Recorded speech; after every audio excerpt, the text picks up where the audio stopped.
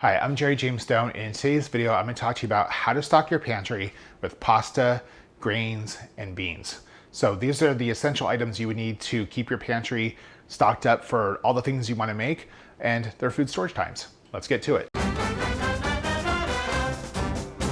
Okay, so today I'm going to talk to you about how to stock up your pantry with pasta and grains and beans. I'm talking about all dry goods, so this isn't canned, this is not cooked, this is all dried ingredients.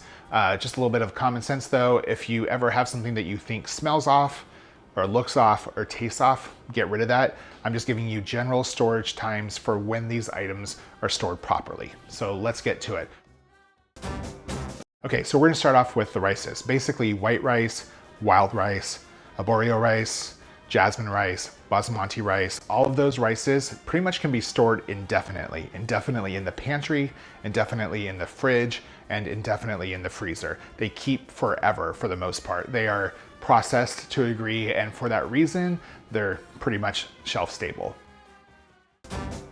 Next up, we have brown rice. This is the tricky one in the rice category. So brown rice, because it actually has not been as processed, it has more of the natural oils from the grain, and those oils cause it to go rancid quicker. So you can't keep it in the pantry as long, you can't keep it in the fridge as long, and you can't keep it in the freezer as long. So when it comes to brown rice in the pantry, you can store it for about 6 months in a dark, cool place.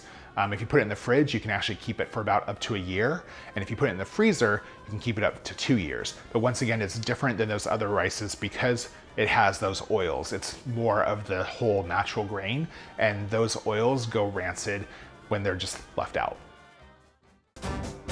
So next up we have our oats. I'm talking about steel cut oats, rolled oats, instant oats. Those will last 2 years in the pantry uncooked. Once cooked, it's about 7 days in the fridge or up to 6 months in the freezer. And our last one in the grain department is quinoa. So quinoa will last up to 2 years dry in the pantry. Once it's cooked, we're talking about 5 to 7 days in the refrigerator or up to 2 months in the freezer. Okay, so we're moving on to pastas now. So pasta, and I'm talking spaghetti, linguine, bow tie, macaroni, shells, lasagna noodles. This is really any kind of pasta. It'll last up to 3 years dry and uncooked in the pantry, about 5 days once you cook it, and 2 months if you freeze it after cooking it. Okay, so now on to beans. I'm talking dry beans, not canned, just regular old dry beans. This is black beans, kidney beans, white beans, garbanzo beans, all of the beans. It'll last 3 years dry in the pantry, stored in a cool, dry place. Once cooked, 5 days in the refrigerator, but if you put it in the freezer for 6 months. Kind of similar in the bean department, we have split peas, we have black-eyed peas, and we have lentils. Those will also last 3 years dry in the pantry. Once cooked, 5 days in the refrigerator, but if you freeze them, they'll last up to 6 months. So just as a bonus, let's go over some of those dry goods like all-purpose flour or baking soda, that sort of thing. So all-purpose flour will last 1 year past the best by date on the packaging, or you can put it in the freezer or the fridge and it'll last up to 2 more years. Now on to whole wheat flour. Whole wheat flour kind of has the same sort of thing as brown rice because it's more of the whole grain. You get those oils. So whole wheat flour will only last 3 months in the pantry. If you store it in the fridge, it'll actually last up to 6 months, but if you put it in the freezer, it'll actually keep for about a year. We have cornmeal, which, gotta love that cornbread, right? So cornmeal will last 1 year stored properly in the pantry, about a year and a half if you put it in the fridge, and then up to 2 years if you put it in the freezer. Then there's the staple of granulated sugar, and that will actually last indefinitely no matter where you store it. It lasts forever.